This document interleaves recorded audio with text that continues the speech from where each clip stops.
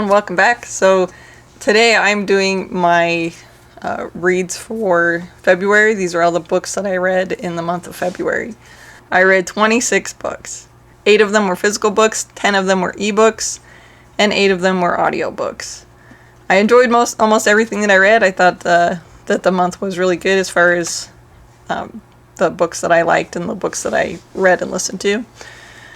So I'm just kind of go through them. So my least favorite book this month was The Princess Bride by William Goldman. And I just kind of thought it was dumb. I liked the movie, but the book just wasn't that great. But I did like the quote from it where Fezzik says, "Why do you wear a mask?" And the Man in Black says, "I find them terribly comfortable. I think everyone should be wearing them in the future." Little foreshadowing then. I guess they didn't know what was going to happen in the future, but hey, it's kind of cool. But anyway, it was my lowest rated book. I rate books based on a 10-star rating, so I gave this one like 4.5 stars out of 10, and I kind of bolstered it because the little novella at the end kind of made it a little bit better, but not a lot. The next lowest book was called Stranded by Jeff Prost. This one was just okay. My kids thought it would be funny because they thought it would be like Lord of the Flies, and it just wasn't. It was a bunch of kids got stranded on an island, but it was not Lord of the Flies. No way. Then I read a bunch of art books, and I don't know how they count them as books or not, but hey, it was a book. And so this is what I drew from it. These are all like Zentangle and doodle books and everything like that, so there was a lot of fun. I gave all of the art books 5.5 stars. Like I said, there were 4 of them. Just because, they weren't really complicated, but it was just kind of the mood that I was in as far as my art goes this month. The next lowest book was Swan Song by Robert McCammon. And this book, I just felt like it was a copy of The Stand and just didn't have enough differences to make it any higher. I gave it 6 stars out of 10. Next one was called Roses of May by Dot Hutchinson. This one I also gave 6 stars. This was the second book in the Collector series. And I kind of wonder where it's going, if all these victims are going to get together and make this coalition of people who go after serial killers or something. But I don't know, I'm just not that interested in it. Like I said, 6 stars out of 10. Don't know that I care to finish the series.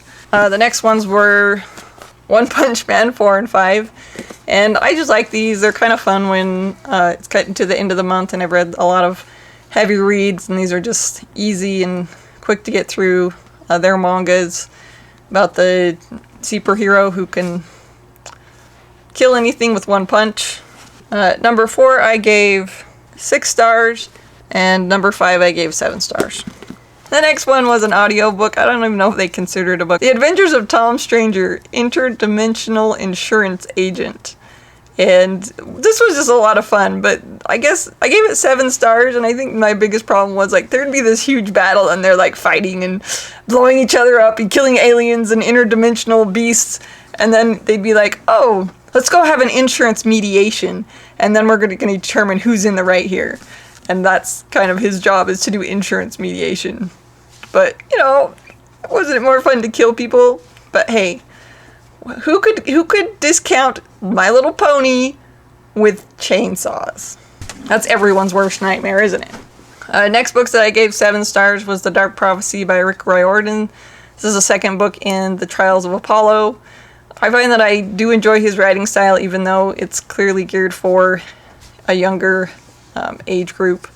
But I like how he is kind of using all the old Greek myths and everything to kind of get people excited about mythology and different things like that. Next one that I gave 7 stars was Wayward by Blake Crouch. This is the second book in the Wayward Pine series, and this is kind of a horror mystery type series where, there's monsters and there's this town that's... If you go to this town, no matter what, you end up having a car crash, and then you wake up in the hospital and you can't leave.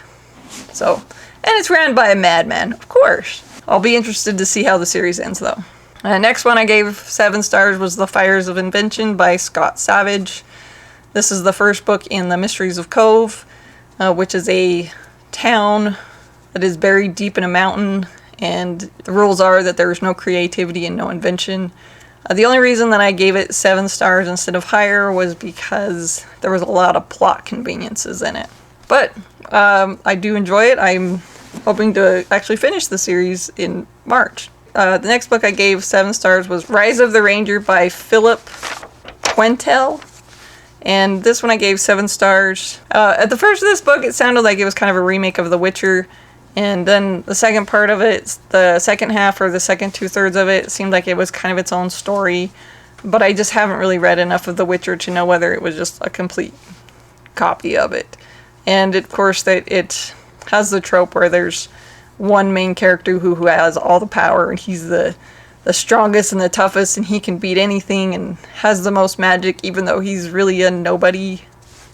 Just like One Punch Man! Next one I gave 7.5 stars, and that was Uzumaki by Junji Ito. And this is a horror manga, and everything horrible and crazy you could think about spirals exists in this book, and I still don't know what to think about it. It did not give me nightmares or anything, but wow, it was messed up.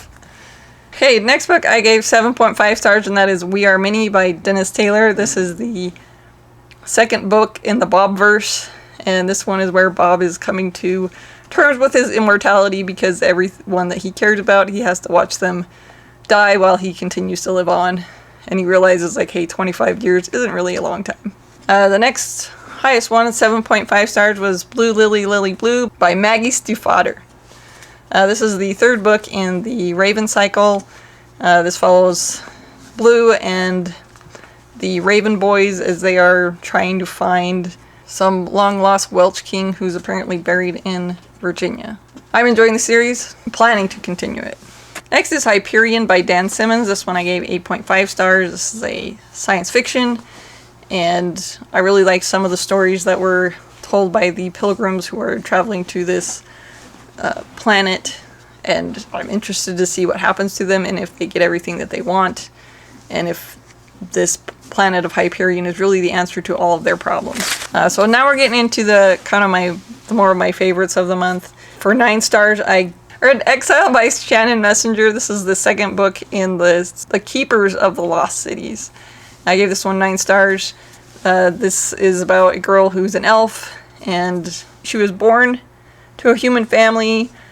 She's growing up, she realized she can read people's minds, and then finds out she's an elf, and that there's a lot of elves that can read minds, but apparently she's a specially genetically engineered elf by this crazy organization that's not supposed to exist because there are no other factions of the government in the elfish world. But there are, because elves are supposed to agree on everything. Okay, then I read Psychopath Whisper. I gave this one 9 stars. I really enjoyed it. It's a true story about a man who went around to a bunch of prisons doing brain scans and interviewing some pretty crazy people who had done some pretty horrendous crimes to find out what makes them different from everyone else. And he even came up with some ways perhaps to treat psychopathy. Found it very fascinating, but this is the kind of stuff that I like. Next one for me was Kings of Ash by Richard Nell. I gave this one 9 stars. This is the second series in the Ash and Sand trilogy. This is a fantasy series, and I guess what's interesting about it is that the main bad guy is a cannibal, but he's very philosophical, and he keeps trying to think up having a better world, and then he eats people, or thinks about eating people, and it just kind of ruins his whole appeal, or, it's like it just kind of went away from that whole idea he had for the best world that he could come up with. He also seems to be haunted by every person that he kills. So, but they all have to do what he says, of course. It's not like they talk back to him and make him feel bad about it, because, if he ate them, he doesn't feel bad about it. Next book I gave 9.5 stars. That's We Need to Talk About Kevin by Lionel Shriver. This is a really disturbing book. This has haunted me since I read it. I still think about it, about a school shooter, and it is from the point of view of his mother after the fact of the school shooting and how she tries to figure out her life. And her get her life back together. Next one I gave 9.5 stars is Assassin's Apprentice by Robin Hobb. First book in the Farseer trilogy. This follows Fitz. All these horrible things happen to him, and it seems like he's just trying to hang on to who he is and not lose himself when he's forced to do all sorts of things that he doesn't agree with and doesn't have a choice in. Alright, and then the top 2 books that I read this month. First one was The House in the Cerulean Sea by T.J. Klune. I heard this book was like a warm hug, and I have to agree, it was really cute. About a orphanage for fantastical creatures, and I gave that one 10 stars. And my favorite book this month was The Way of Kings by Brandon Sanderson. Why? Because Brandon Sanderson wrote it. That's all you ever need to know. This is the first book in the Stormlight Archives, which I've heard is his best epic fantasy yet, so I'm excited to continue the series. Okay, so those are all the books that I read this month. I hope you liked the video. So I post new videos on Tuesdays and Thursdays. If you liked it, please like and subscribe.